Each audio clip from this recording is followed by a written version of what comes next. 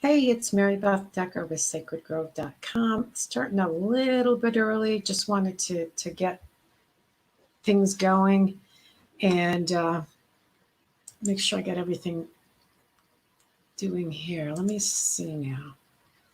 So I want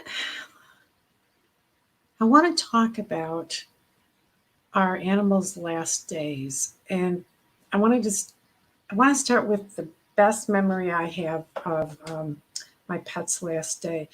My dog Mitsubishi, Siberian Husky, full of himself to the end. Big guru. If you've had that dog, woo, woo. That was my husky, and we would, kids and I, and he would sing together, and he had a huge personality. Um, wasn't very good at staying on the leash. All right, I had him trained, but he had his own mind about what he would do, and so he got away often because I always had two dogs for whatever reason, and I'm always walking two, and he would figure out a way to get away. And I'm telling you this because I want you to get a sense of how much I love this guy. He was such a smarty pants. Wouldn't be far, but when I went to get him, he would just run just far enough away so that I couldn't catch him. So if there was a happy passerby coming through, then I would say, could you grab his leash? Because he'll run right up to you. And most of the time he said, oh, yeah, we'd be glad to. So, other people were involved in bringing him back. And another time, he got out, and somebody called the county, and he got taken to, I call it doggy jail, but I mean, I'm being silly. But to the animal shelter, which is a great place. I mean, they're good. But I couldn't get him out till after Christmas. So I thought, well, that'll teach him. No, it didn't teach him. He's a really great guy. But he didn't learn. So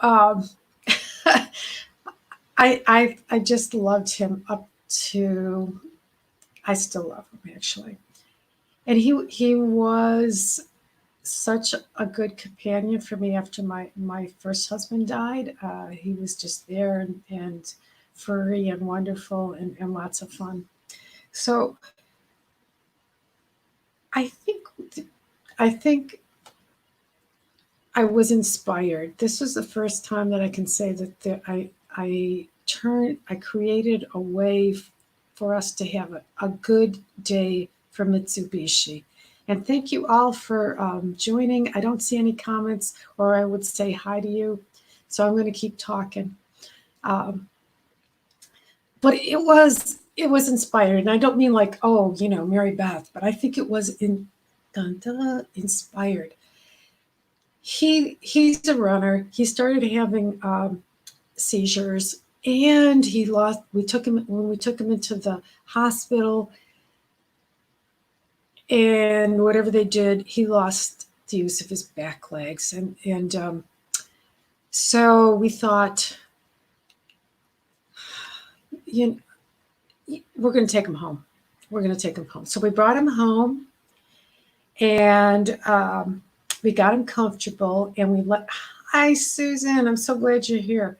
We brought him home. I mean, we had the option of letting him go at the hospital. It's a great hospital, but we wanted to have some time. I wanted to be able to I wanted the kids to be able to come home and say goodbye, and then we let all our friends and family in the neighborhood know. And so, if you can picture, we've got him sitting on a pee pad in the living room, holding court. So my friend Snow brought her two dogs over. He was good friends with her dogs, and they came in to say goodbye. And she hung around, and we told stories about our three dogs. And my daughter came up from college, and she came in and hung out with us. And my son came over. Kids in the neighborhood came by, and we just talked. We fed Mitsubishi tons of treats. My little dog Stella, who was his younger sister, of course not the same. She was not a husky, but you know how that goes. She was there the whole time, and we had a wonderful day with him.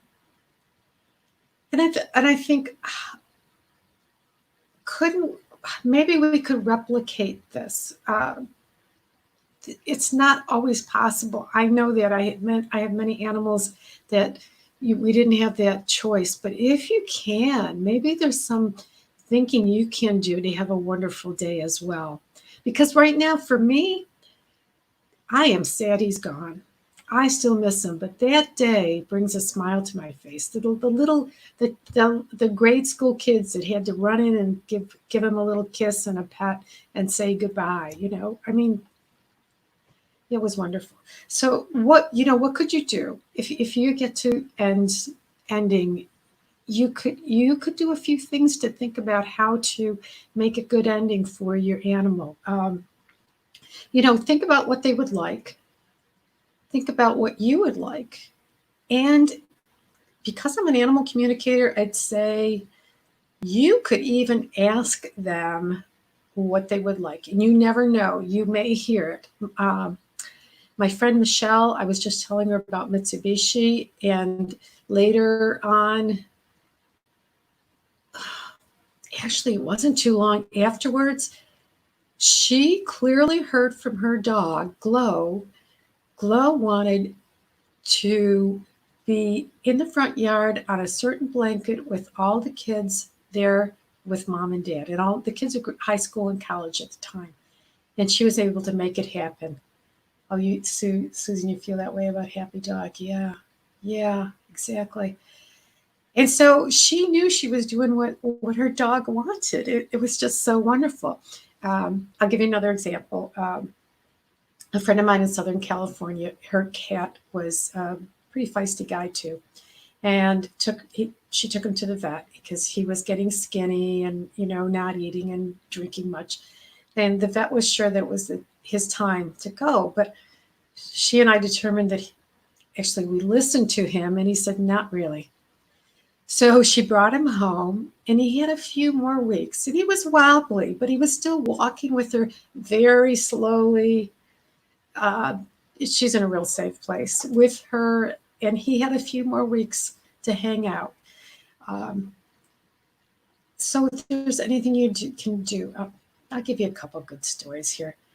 Uh, Somebody came in and with a dog who was quite ill, and at the clinic where I work, and we asked what was keeping him from transitioning.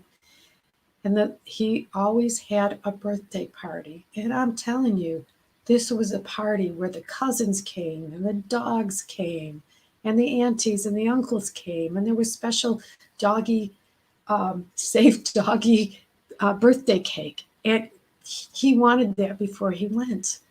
So they were able to do that for him. So, think about what could you do to make him happy? What can you do for yourself to look back and say, that was tough, but I'm sure glad we did this? Can you, like my son did, wrap them up because they're not walking, put him in the red wagon and take him down to the Bellhaven Marina, take his dog Peanut, and take her along the trail that she always walked? Wouldn't that be wonderful? So I don't know. Have you been able to do any of this yourself? I'd love to hear your comments or um, things that you think your animals might want if you were able to give them a choice. It wasn't a medical emergency or things like that. How might things work for you? And just post a comment, and I'd love to hear that. So that's it with regards to Mitsubishi and really thinking about how to make the ending something that still gives you a smile. Okay, I bet there's ways you can do it, and even if you can't do it before they pass, you can be like my friend did. um, who gave her basically a wake for her dog, Gustav, Bernese Mountain Dog. And friends and family came over and they just toasted his life. So it was really great. So I hope that gives you some really good ideas about helping you through this time and also, helping your animal through this time. And I hope if you love this, please subscribe. And thank you so much for watching. I look forward to seeing comments, and you all take care. All right. Bye now.